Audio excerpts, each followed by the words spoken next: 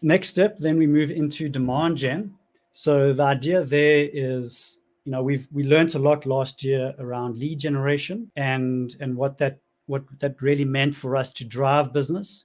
So the reality is we don't do lead gen, or it's not a focus at least. Obviously we care about leads because leads result in sales, but the reality is we need focus. And where do we put our focus?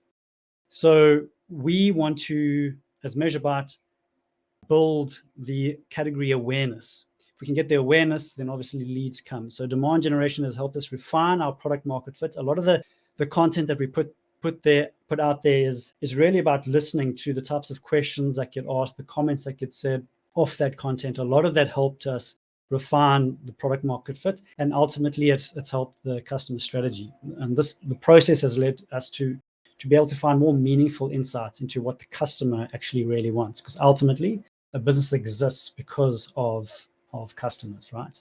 So we want to create the demand. We don't want to capture the demand. Again, it's focus. It's about the focus. Obviously, we want to have lead gen, like I said, but it's about creating the demand up front. What is Measurebyte doing in our category? Who are those light category buyers who have pain points around data, around reporting? It's about creating that awareness. So you'll see a lot of our reporting captures the metrics that matter aligned to top of funnel measurement. Another key point, which I actually mentioned in a webinar on Friday to quite a big audience, is this mindset change. That bottom of the funnel performance is actually a sales function. And what that really means is, like in our world, a lot of us come from a performance background. I specifically come from a performance marketing background. We focus at the bottom of the funnel because that's what generates leads and then ultimately into sales. So if leads are going up, then performance marketing is working. But actually, is it really performance marketing?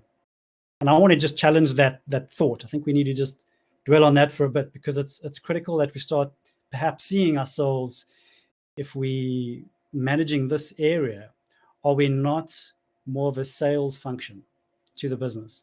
And the real marketing happens top of funnel. So that's the demand gen. So you have demand gen up on top, and you have the lead gen closer to sales at acquisition. And then you have advocacy, which is more about the customer.